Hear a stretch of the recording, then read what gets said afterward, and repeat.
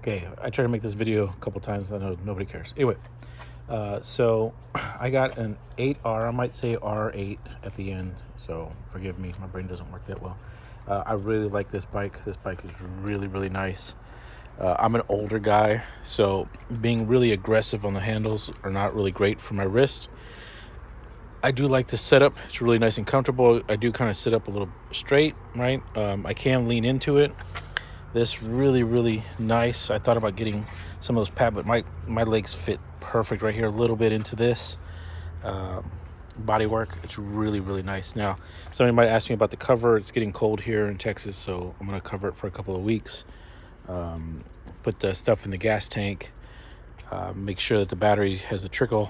This was super easy to install, guys. Like the trickle charger, little outlet, super easy.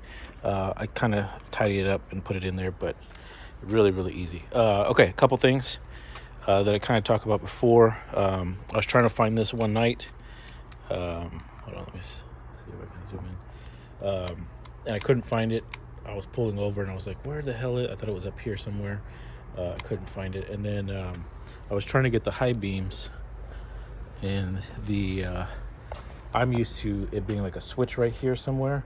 I wasn't used to like this little flip, so that's something I have to get used to. It pops down to just to hold it for a couple seconds, like to flash somebody. I keep on hitting the horn here every time I do it. I think I'm just too tight on the handlebars. Okay, so something obvious, this right here and this right here for the brake, right? Like something happened, right? So I'm gonna tell the first part of the story. So I was at a meet. I was standing on this side. This guy came up walking. He leaned up against my bike, and then he grabbed it and pushed it towards me. He was drunk, I think, or something. I'm not sure. And he kicked the kickstand out as he was picking it up. I guess he was going like this, and then popping the kickstand back, and it fell towards me. So naturally, I held onto the bike. I grabbed it, and I tipped it over this way, and it fell. It hit. Well, these Suzuki, I guess, thinking about it, right? Like every time you fall, this popped in. So you see how it's solid right there? There's a pin on the inside. I can't find it now. There's a pin on the inside that's like right here, like oops, like right here that attaches. And then if you look on here, there's that little white pin right there. You see, kind of like right there.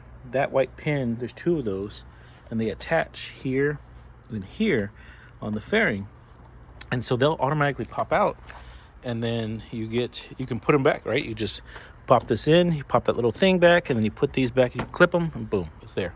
Now, when I was at the meet 2 nights ago, again, I was driving, I panicked, I don't know why, pulled the brake, and the bike tipped over this way. So when it tipped over, same thing, it popped. You see how that's a little bit looser? I don't have that pin in there. The little pin right here is not there, right? So it's a little bit looser. But there's a tab right there. You can kind of see that tab, right? Like that hooks up in there when you get this pin. So when you put that pin in, that tab pops, and then it doesn't move anymore. So what kind of got me was this broke, and then this broke right when it fell that first time, and then the brake broke the second time I dropped it, right? So these are cheaply made. They're like $50 a pop, so I don't know if I'm going to replace it immediately, but I have to. The next thing that kind of scratched up was this. I need to figure out how to take this off. I'm not sure how to take it off and then get this little piece off. I don't know if the whole thing comes out and I have to replace the whole thing. I'm not sure. I have to look that up. Anybody knows, let me know. But when it fell, right, like it scratched a little bit here, and then this popped, and that was it. There was nothing else. These caught it. I keep this out. Somebody's asking me why, and I mean, it stopped it. It landed right there, and it landed right here. No other damage on here. And then when it fell on that side, again, scratched up right here, broke this, popped that part out, right? And then that was it. There was nothing else. Oh, this kind of got damaged a little bit right there, but nothing really big. So I mean, it's a great bike. It's got some get up. A buddy of mine and me bought ours around the same time. He got a 24. This one's a 26. He did the tail tidy, which is something I want to do, and then I want to get the exhaust changed out. I think it's like 17 pounds, and the exhaust that we're replacing with is like 6 pounds or 7 pounds, but I don't know if it's going to cut the warranty on the bike. So why am I out of breath? Anyway, so with that being said, I might be a little bit hesitant with getting rid of the exhaust. Now, I'm not a mechanic by all means, but to take all these fairings off and pop all this stuff off just to get the exhaust taken down is not something that I'm willing to do. My buddy wants to do it, but I'm not. The second thing I found, which I was trying to have one of those hookups for my old bike, but these don't come with the little knobs or whatever they are to hook up that rear stand. So that was kind of interesting. I didn't expect that. My R1 that I had a long time ago had the little knobs on there. Same thing here. It doesn't come with a knob, so that I don't know what they're called, but I gotta figure it out. Anyway, so a couple of complaints from people obviously is the lights, but the Hayabusa has these type of lights, which is bigger.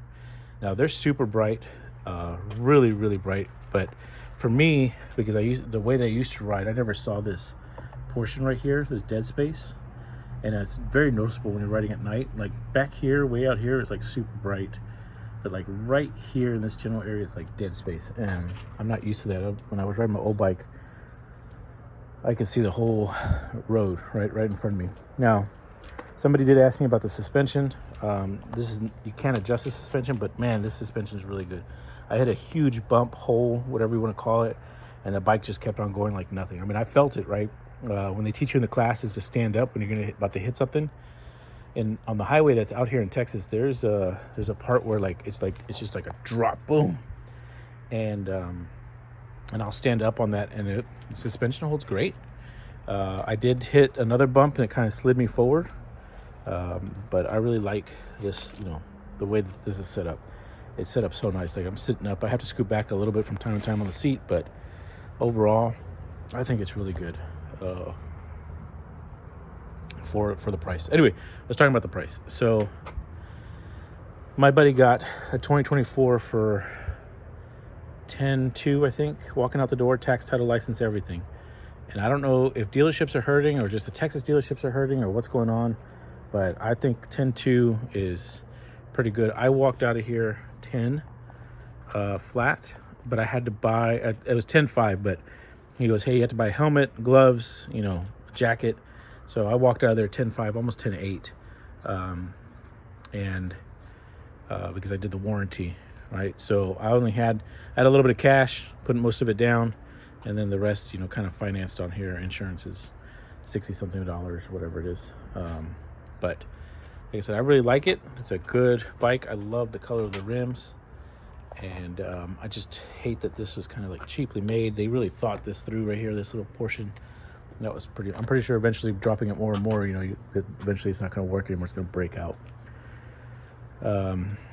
My only complaint versus this, what is it, CF Moto, that Chinese bike, this thing is super hard to pull back. And the Chinese bike, it's super easy. It's just like, you pull on the clutch, you pull it, and it's like super smooth. Like the brake on this one, right? That clutch on this is like really hard to like pull back. I mean, it got some tension on there. I don't know if you can loosen it, but I don't want to loosen it where it's like right. So I was thinking about a CF Moto 676 or something like that. That one I think is nice, but it was a little bit too more, like I said, aggressive, right? Like it was super aggressive down here. This is a little bit more upright. I can literally sit straight up like a cruiser, and I like that. That's something I like on this. If you have any questions or anything on the bike, I'm gonna ask. I really like it. I really enjoy it.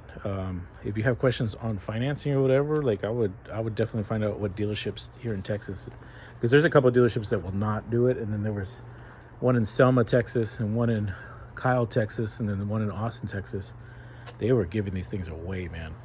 The one in New Braunfels, I think, Wood Cycleplex, they were like, screw you, we're not going that low. But these other ones were hurting. So just ask.